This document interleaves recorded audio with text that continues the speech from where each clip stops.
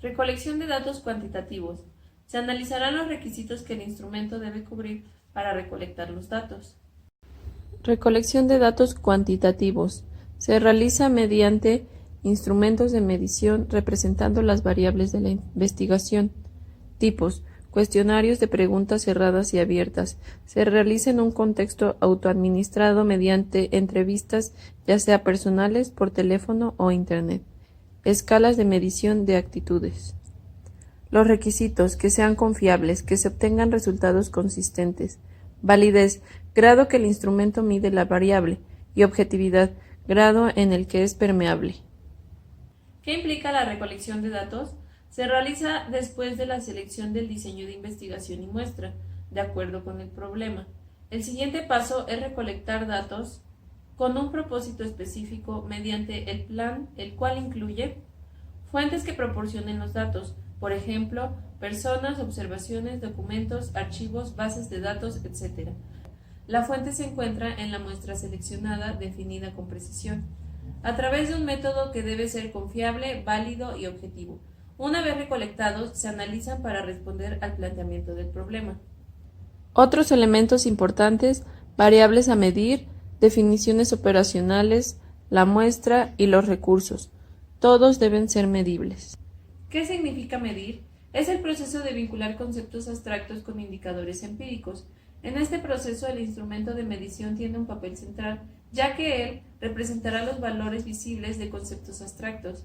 La medición se trata de un concepto básico. Al medir, se estandarizan y cuantifican los datos. Requisitos que debe cubrir el instrumento de evaluación. Debe ser confiable. Referida a la aplicación repetida al mismo objeto, produce resultados iguales. Validez: el instrumento realmente mide la variable que se pretende. Tipos de validez. Validez de contenido. Grado del dominio que el instrumento refleja con respecto al contenido de lo que se mide. Validez de criterio.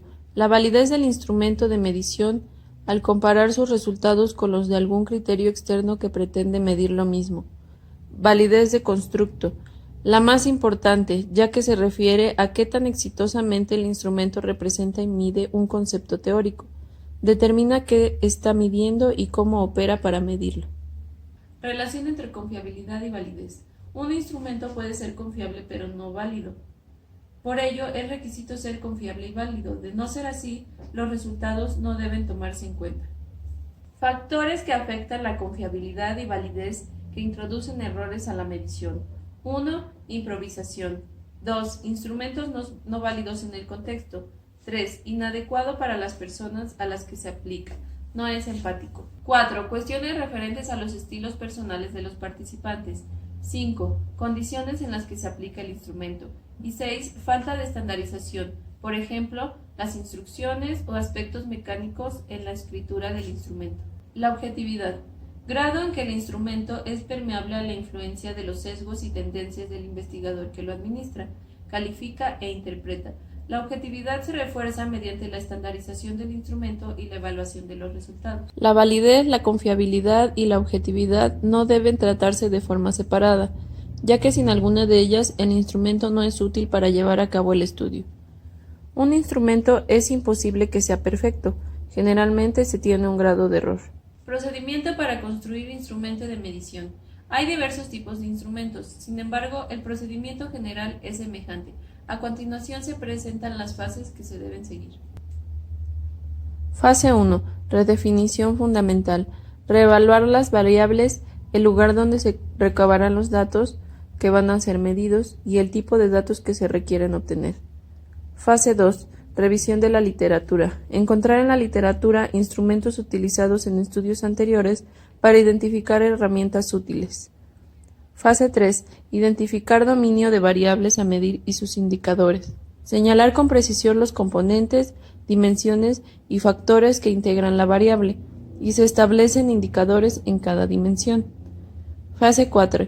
Toma de decisiones. Se toman 3 decisiones importantes. Utilizar instrumentos ya elaborados para adaptarlos o desarrollar uno nuevo. Si es nuevo, decidir tipo y formato y determinar contexto de aplicación. Fase 5. Construcción del instrumento. Generación de todos los ítems, determinar niveles de medición y codificación de reactivos. Fase 6. Prueba piloto. Administrar el instrumento a una pequeña muestra para probar pertinencia y eficacia, así como condiciones de aplicación. A partir de la prueba, se calcula la confiabilidad y la validez. Fase 7. Elaboración final del instrumento y aplicación. Revisión del instrumento y administración para realizar cambios necesarios y posterior construir una versión definitiva. Fase 8. Entrenamiento. Entrenar al personal que aplicará y calificará el instrumento. Fase 9. Autorización. Es fundamental adquirir el permiso para aplicar el instrumento. Fase 10. Administración del instrumento. Confrontar el trabajo conceptual con los hechos mediante la aplicación del instrumento. Fase 11. Preparación de datos para el análisis. Codificar, limpiar e insertar en base de datos para proseguir al análisis. Existen tres cuestiones a considerar al momento de construir el instrumento. 1. El tránsito de la variable al ítem. Cuando se construye el instrumento, el proceso es transitar de la variable a sus dimensiones, luego a indicadores y finalmente a los ítems. 2.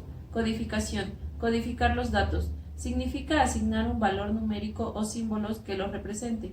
Es decir, a las opciones de respuesta de cada ítem se le asigna un valor que tiene un significado. 3. Niveles de medición.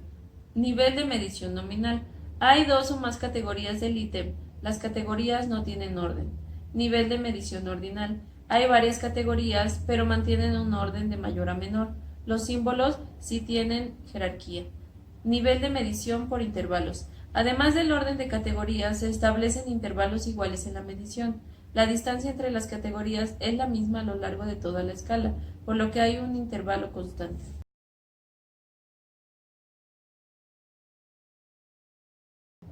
Recolección y análisis de datos cualitativos.